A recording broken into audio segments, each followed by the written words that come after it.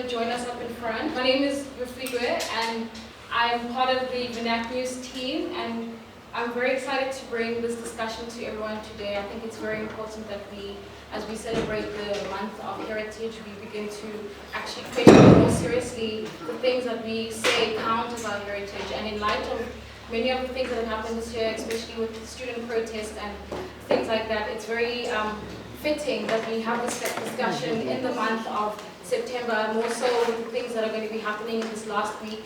We know that Rose Masixole has organized a few events surrounding Steve Biko Memorial. So they have a Steve Biko Memorial Week where they'll be having a series of events so that we can strongly and quite seriously begin to figure out what it means to be a South African and how we celebrate each other's differences and each other's uniqueness and create a sense of unity in trying times and even just going forward with some of the things that still plague us as the country in this day.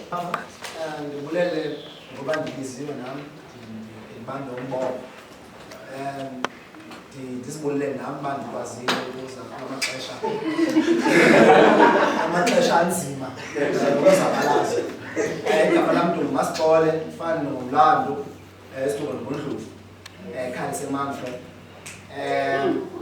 abantu abathandayo ukuyimbreyisa laa nto yoba ndingumXhosa ndilihloli or ndingumSuthu ndilivenda, which is I don't really subscribe to, but we are going to go into it and perhaps explain why we need to problematize some of these titles. So ndimlontu, but before that, when the full take is course, ndaqala kudala unikisa lecture okanye into ngeXhosa, but I think because it's a South African heritage. To be South African in itself is an expression of being colonized. So I can't begin to articulate myself in ways in which English is articulating. So I will have to accept the fact that I'm colonized and perhaps move from that point. So I'll code switch. The first thing I think when we are speaking about South African heritage, in fact, the word in itself, South Africa, tells us whose heritage it is. Because when we speak about South Africa, we know that our relationship as to South African as a state is a relationship of an object or a subject that is, in its role, is made to serve. Tina, we have helped to maintain and serve the heritage of a colonial beast. So it's not our heritage, it's a heritage which is imposed, it's a heritage of conquered, it's a heritage of dispossession. So therefore, what South African heritage symbolize or mean, in my understanding, it means what I would like to call the expression of illegal immigrants in South Africa, white people, settlers. So that's to me, and I'm subject to corrections, but I'll allow people to correct me. But to move on into that, problematizing South Africa, we will know that the construction of South Africa was never meant for us to be part of it as humans. It was meant for us to be part of the people who are going to be the servants of the particular system, which is a system of whiteness in its nature. So to me, how I understand heritage and how I understand this South African heritage, it has got nothing to do with me besides an insult. And the symbols that we see, the cultures which were created, that we came to embody as Xabisa, and I'm proud of it. And we should really interrogate what does it mean to be cultured in a dispossessed position. Because to have culture, to be cultured in itself, you have to have a sense of autonomy about yourself and where you want to find yourself. And black people in this country have no sense of autonomy about their lives, where they live, what they eat, what they wear, what they talk. In fact, everything about them is a construction. So I don't know whether to say that there is something called an African culture or an African heritage within this space. But at the same time, there is an African heritage, and that heritage is a heritage of dispossession. And that heritage begins from a colonial conquest to the making of a modern South Africa, which is the state. And that our relationship in that state, as I said earlier on, was as a relationship of being objects for cheap labor, and as a relationship of us being the other, being excluded from a country.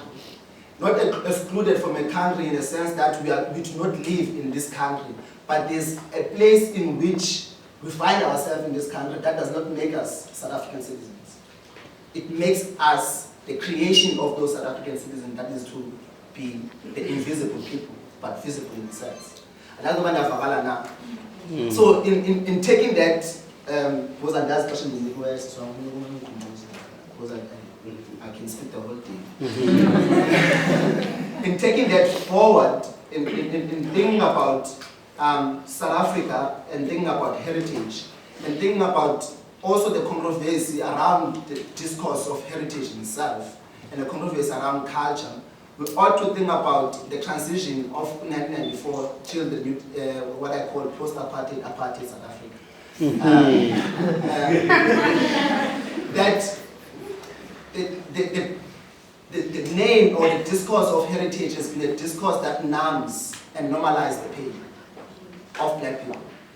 And it has been a discourse that is widely glorified and romanticized, that every National Pride Day, every heritage we're gonna cry, black people love meat. You know, there's this stereotypes that black people love meat, and that has been commodified and sold to the highest bidder. That SAP breweries, they are benefiting, all of these companies, they are benefiting out of what we will call a South African heritage. And that to me suggests that even what we consider as black people things, you know, like Ukinyama or to bribe, it's a construction of whiteness, because how we live and how we express ourselves is always determined by overarching structure, you know, which is there. So, just to sum it up, because I don't want to speak a long time, in that position of never being excluded in South Africa, because I don't regard myself as a South African, you know, never been included in the heritage. In fact, the only time I was included or being part of that heritage is when I was a slave or an object. So therefore, I can never fully embrace or can never fully talk about fully as a South African heritage, because to me it represents dispossession. And in doing that, how do we move on and see South African heritage in spaces that we live in? You know, like the university, for example. You know, and I spoke about the relationship between being part of South Africa and not being part of South Africa at the same time. What, you know, in the book of Mamdani called subject and citizens, you know, there are people who are citizens in South Africa, there are people who are subjects. And that in the context of South Africa, black people are subjects. In the context of our spaces that we live in, that embraces this heritage. Institutions are part of the heritage of South Africa in itself. University, UCT, which is in itself an institution which is built on black blood. An institution in itself that resembles a colonial architecture. So how do we grapple with this concept of being part of the university but actually not being part of the university? The invisible hand. And I want to make an example about even workers, you know. Workers in this university are part of the university, but they are not part of this university. Their part is very much visible, but at the same time it's invisible. Because each and every day of our lives, we benefit from the things that they do, but at the same time, we do not see them as people. And this is exactly the analogy of not being seen as a person, not being seen as part of a bigger society, is what, you know, our position within the South African heritage, that it is never meant for us. It's not us. So perhaps what I want to move from is saying that UCT in itself is a clear epitome, you know, of the South African heritage, because it's white in character, it's white in its manifestation, and treats black people the same way that Rhodes in the colonial times would treat black people. So the fact that there is an invisible hand, but at the same time is visible, shows to us that the nature and the discourse of heritage still lives on, even in our spaces. While Rhodes, we have talked about the statue of Rhodes, but the spirit still lives on. So to me, there is no such thing as African cultures in the context of being dispossessed. And I will argue that the only culture that we have become to adopt, that I will call my heritage, that we're still doing as conversation, that is to resist. That's the only culture that the African people, ever since the dispossession, they're able to adopt. If we are to speak about that heritage, then we can speak about Oma, or Yinza, you know, or Hahabe, or Dingano, Mushweshe. The list is endless. You know, also or Plaki, you know. So that's the kind of heritage, but that heritage is never, must never be misunderstood to be speaking in relation to the South African heritage. Because that heritage speaks against and opposes the very nature of the idea of South Africa, because it's exclusionary in this context. So I would like to end from there and say that we must always further interrogate the continuous use of heritage in the context of South Africa, knowing that there are people who have no claim to the heritage that we find ourselves in. And that is the heritage of dispossession, that is the heritage of being raped, genocide, killed, anything that you can imagine that people have been done to us. So I don't see what South African heritage but the heritage of dispossession. Thank you.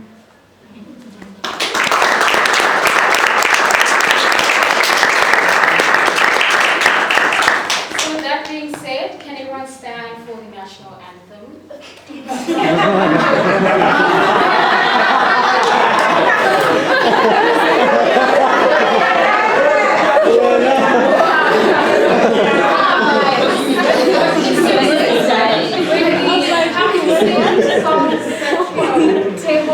To our country and where we are as a people, we need to also think about the words that we're singing.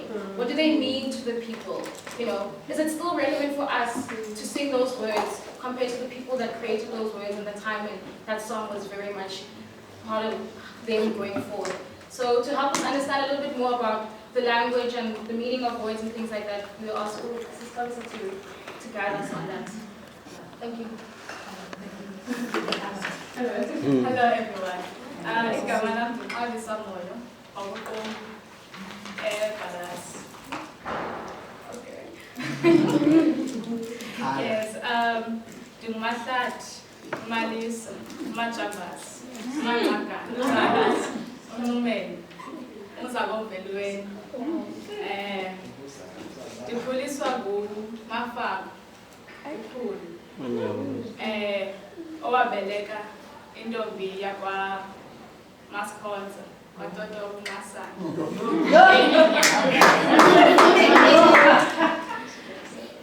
All these people, abanye sabawa gopondo, abanye basekhona. Kodwa bonke babe banematheba kulonke libuye namhlanje. From growing up in the village and seeing how communal it is and how easily I can identify with people in my village, to coming to the city, I can see that there is a disjuncture with how the two places operate, the urban city and the village. In the city, there is more separateness and a more liveness of seeing the remnants, I'll say, of white supremacy.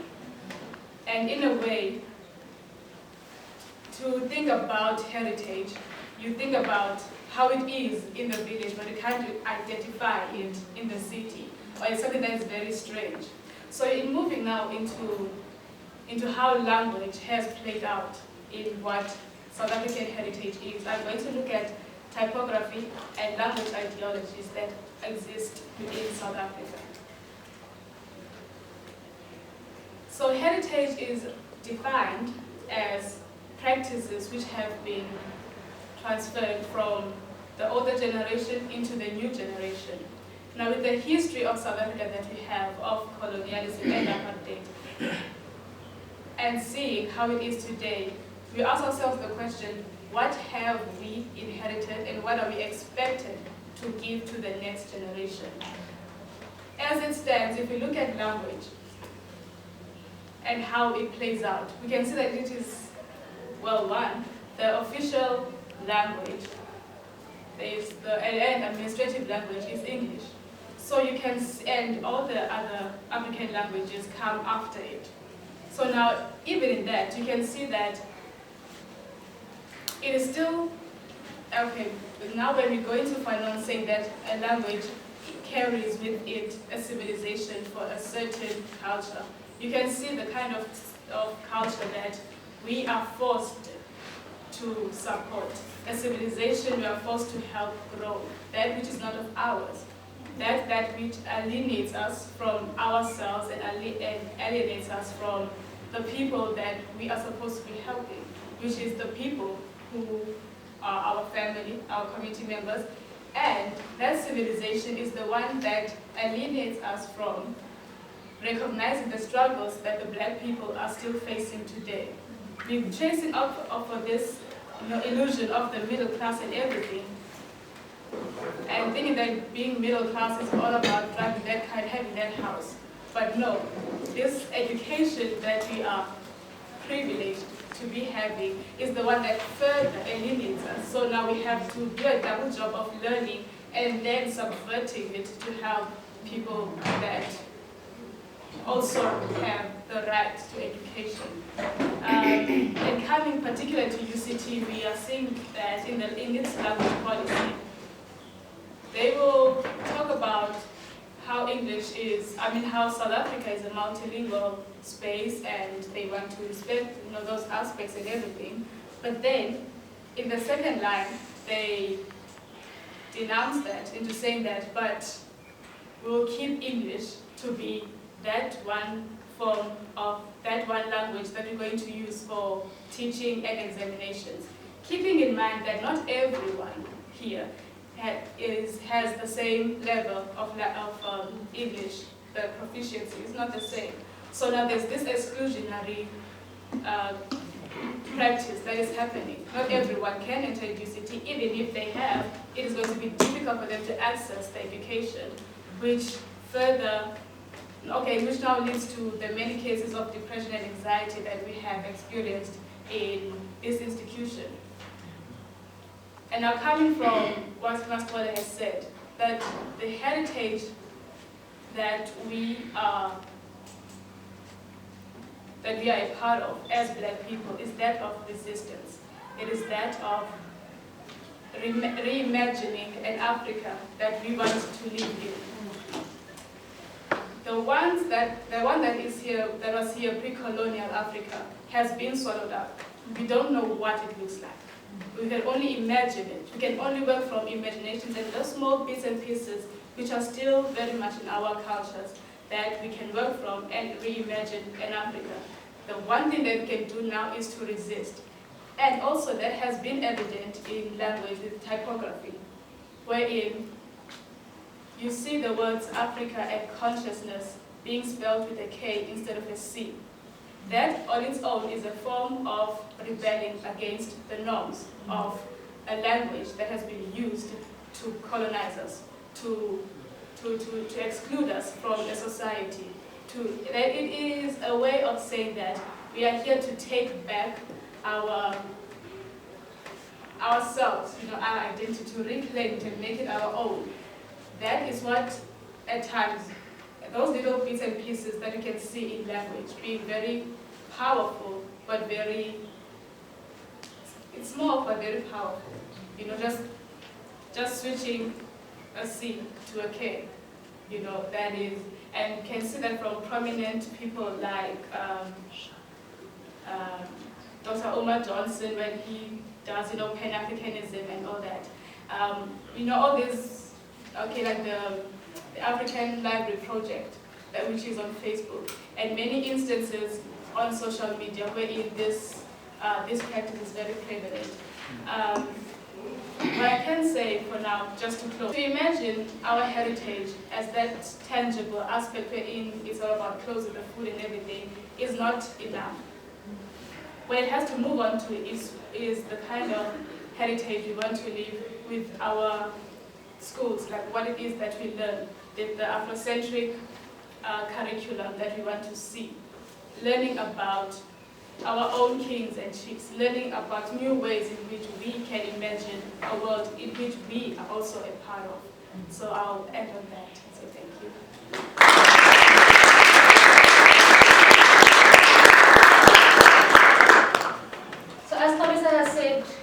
going forward, we need to reimagine,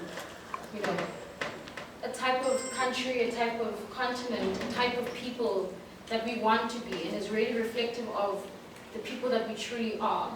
But in understanding that, we need to almost go back and see, where did we make the mistakes? Where did it change? Where did we get lost? Where was the translation mistranslated? And, I think Ulindis will be able to help us in understanding if we are perhaps going in square circles.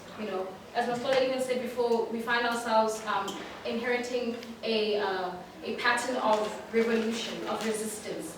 And maybe we need to go even further back in trying to understand, what were we like before? And is us before any different, or going to be any different to who we are now? Have we, is it impossible to imagine anything than what we are right now, because of where things might have gotten lost and how things have been interpreted and been brought forward from the past up to now? So to help us understand a little bit more about that, we welcome Mr. Xabisa to give us great information.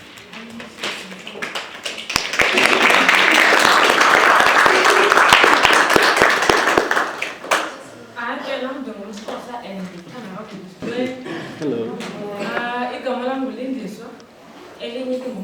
And if you know me by now, you know that I pronounced that name as well.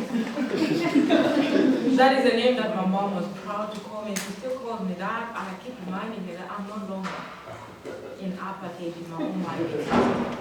So that's a name that my mom gave to me. Of course, she imagined me being a domestic worker in the future, so I needed that name to be a good domestic worker. But I can tell you one thing, I'm a daughter of Amambondo Mise, Eastern Cape, so Jolokazi, and I would love for everyone to call me that.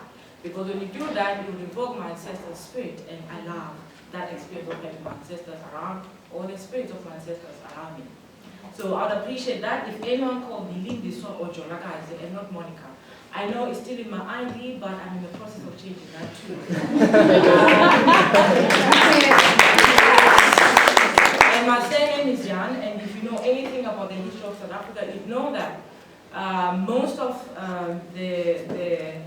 particularly where I come from in the Karoo region, you know that some of the farm workers who are mainly the so-called Khoisan, which they are not Khoisan. Okay, that's a conversation for another day, which is part of my book, which will be upcoming soon. So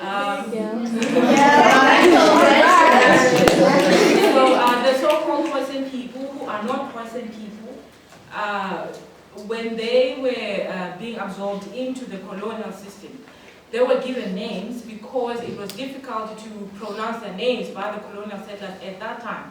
So now if you know any history about that, anything about the history of South Africa, is that the settlers at the time would give their employees their surnames, which is the same thing that happened in the US, in the plantations, where you find that the slaves are given the master's name. Okay, so my surname came from that as well. That is Jan, so that is Jan van Riebeeck. That is the first Dutch settler that arrived in Cape Town in 1652. So that too is changing, and my surname is going to Caleni, which is my father's surname. So those are the things that I am taking very seriously, because they have implication on African people's mental health. And when you're being called by a name that is not your name, that has no meaning whatsoever, because if you're an African, you remember that every time an African child is given a name, it has a spiritual significance. And when you take someone's name, you remove their spiritual sense, or you negate their spiritual existence. And an African people, by their very nature, are spiritual people. Being materialistic is not the core of who they are. And for that reason, I appreciate people call me Monica, sorry. Okay, but let us get into the conversation, which I think Masixole opened so well. And every time when Masixole speaks, I always have a problem speaking after him, because he has a way of just articulating everything so well, and I struggle to speak after him all the time. It's my first time speaking with Xabisa today, and I really appreciate the part of being in language, which is core.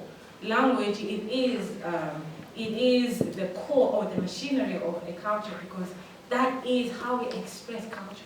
There's no other way. We can express culture in dance, just by just doing drum beating. But to articulate it in words, you have to use language. Now, when you're using English, if you know anything about English, for example, English, it's difficult for me to translate words from Xhosa to English for one simple reason. English only speaks to the level of a superficial level.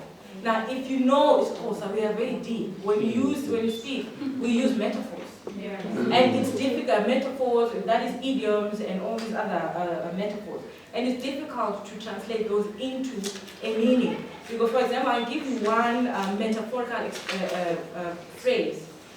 That would be an entire essay if you were to write it in English. Okay? So that's how difficult it is to translate African things into English.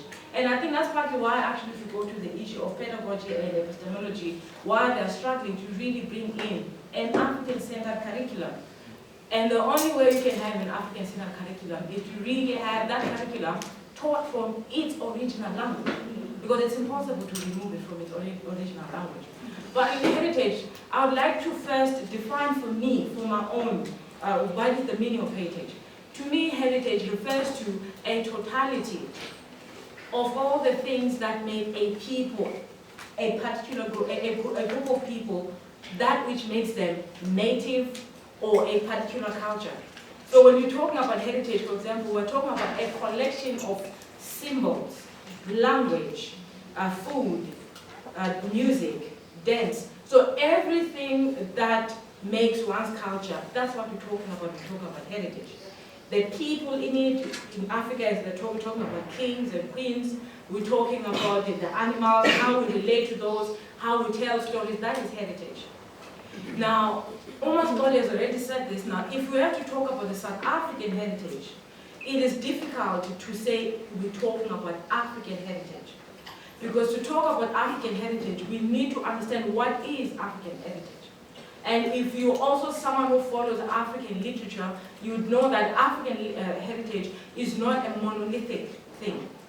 Because Africa has a different, Africa is the continent with a variety of nations. You have Igbos, you have Yorubas, you have Amakosa, you have Lebanese, you have people in Kenya with different nations, and I don't like calling them tribes. That's a colonial term. They were called nations, we were called nations. So that all is what makes the African heritage, okay? Now the expression of the African heritage depends on a particular nation, which is why we had different kingdoms who were interrelated to each other.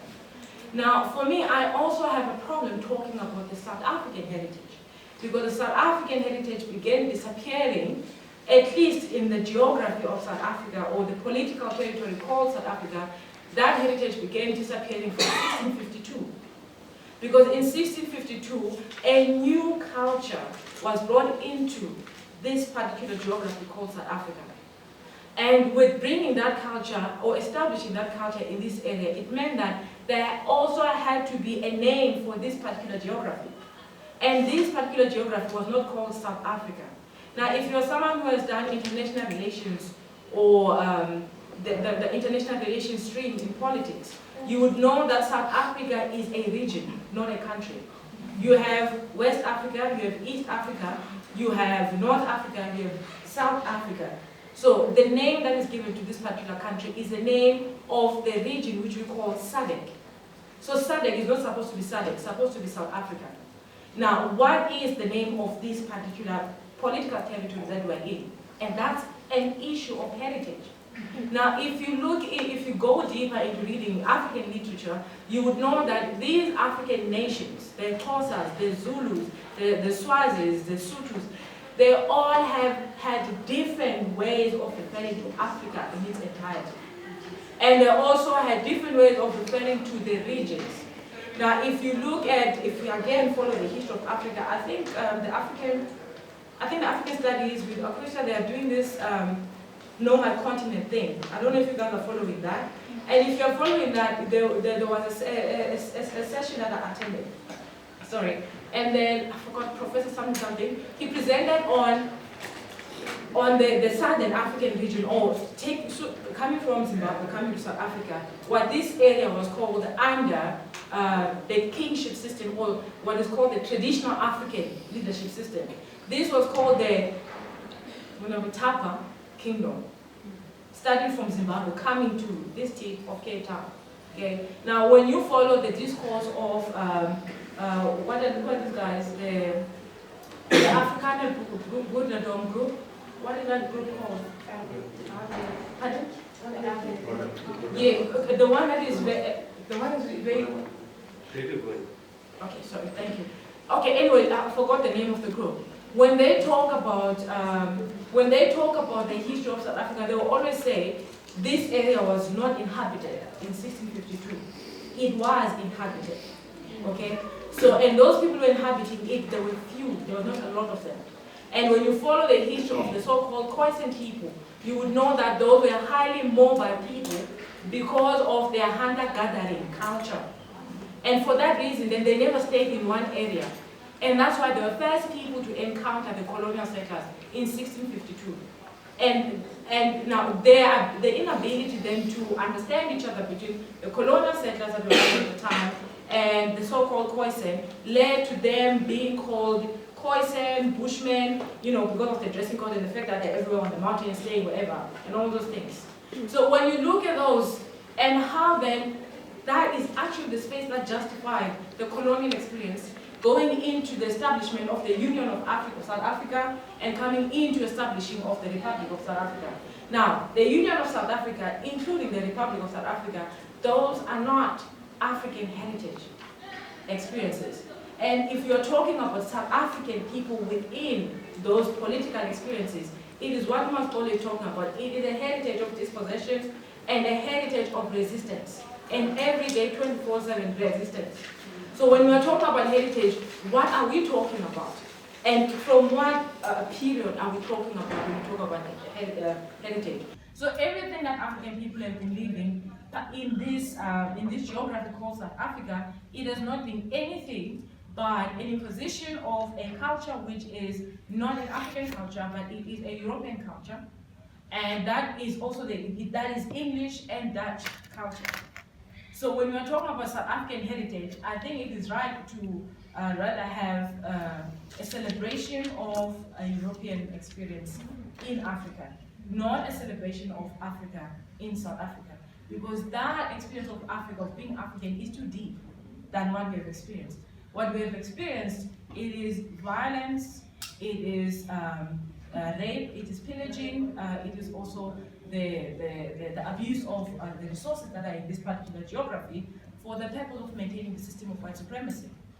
And when we're talking about heritage in South Africa, we're talking about heritage of white supremacy. And I don't think I should go even far to illustrate the point than to look at how the white community responded to the removal of the Rhodes statue. They did explain that that is our heritage.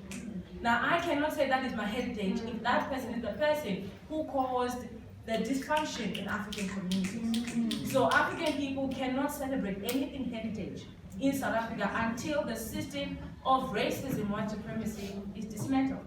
And it has to be dismantled if you have to be peaceful. It has to be removed. And by that I mean, it's either African people, they remove themselves from the system itself by recreating themselves away from the system, or it has to be a confrontational, I can say intellectual confrontation, but it has to be tangible too. It cannot just be this conversation that we're having here. Because I'm one of those people who believe that I want to go chill somewhere in Tanzania on the beach. I'm tired of these conversations for me. Because I'm about to be 33 and I have a problem with always having to negotiate my existence. I do not owe anyone my existence. And I will not negotiate it with anyone, not even at UCT. So if we're celebrating then this month,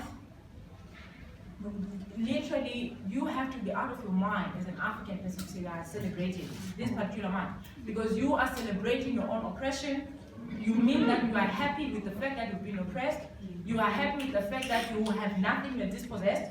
You are happy with the fact that you are landless. And when you are expressing those sentiments It is not hatred towards white people. It is a fact of history that needs to be addressed. And I would like to actually to put this as a request to the RMF people that you allow white people to engage in RMF, because it is useless then to have a conversation. And I get the part where black students want to be by themselves. It is necessary to heal away from white people. But I do think that you're not living by yourselves. Okay, the experience of the colonial conquest and apartheid was a two-way experience. There is no way you're going to heal if you are not confronting the person that has caused the problem. Now, the people who are living today are not the ones who created the problem, but they are the direct beneficiaries of it. And that's why they have to be engaged. And I will close then with for questions. Thank you.